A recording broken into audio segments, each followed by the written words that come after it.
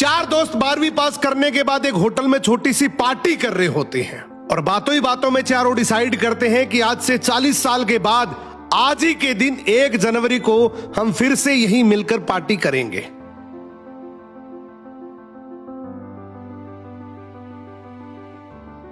और हां, जो सबसे आखिर में आएगा सबका बिल वही पे करेगा।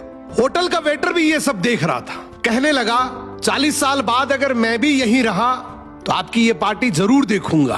ठीक 40 साल बाद पहला दोस्त होटल पहुंचता है तो देखता है वो होटल अब 5 स्टार बन चुका है। अब वहां पर सब कुछ बदल चुका है। तो एक शख्स उसे पहचान जाता है और कहता है सर बैठिए, मैं आपको पहचान गया, मैं वही वेटर हूं जो अब इस होटल का मालिक बन चुका हूं। वो कहता है क्या बात है। इतने में दूसरा दोस्त आ जाता है। दोनों की बातचीत शुरू होती है कि बिजनेस ग्रो कर गया, सब कुछ अच्छा चल रहा है। दोनों अपनी अपनी बातें शेयर कर ही रहे होते हैं कि तीसरा दोस्त भी पहुंच जाता है, लेकिन चौथा दोस्त अब भी नहीं आया।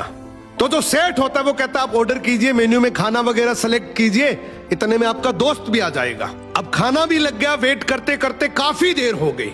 उदास मन से ये तीनों दोस्त डिनर शुरू कर देते हैं। तीनों ने डिनर कर भी लिया, लेकिन चौथा दोस्त अब भी नहीं आया। अब जब बिल देने की बारी आती है तो कहते हैं कि विकास तो शायद बहुत बड़ा आदमी बन गया, हम सबको इग्नोर कर रहा है, चलो हम ही बिल पे कर देते हैं। जैसे ही बिल पे करने के लिए काउंटर पे पहुंचे तो काउंटर का मैनेजर बोला आपका बिल तो ऑलरेडी पे हो चुका है। अब तीनों अपने चौथे दोस्त के ना आने की शिकायत करते करते होटल से बाहर निकले ही थे कि तभी एक सरकारी गाड़ी वहां आकर रुकती है। उसमें से एक लड़का उतरता है और तीनों के पैर छूते हुए कहता है मेरे पापा टीचर बन गए थे, मुझे कलेक्टर बनाने के काबिल कर दिया, लेकिन अफसोस मेरे पापा आज से 1 महीने पहले ये दुनिया छोड़कर चले गए।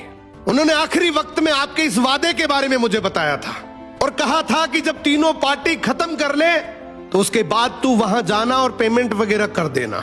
लड़का हाथ जोड़कर बोला मेरे पापा अब इस दुनिया में नहीं रहे, उनका वादा पूरा करने के लिए मैं आया हूं।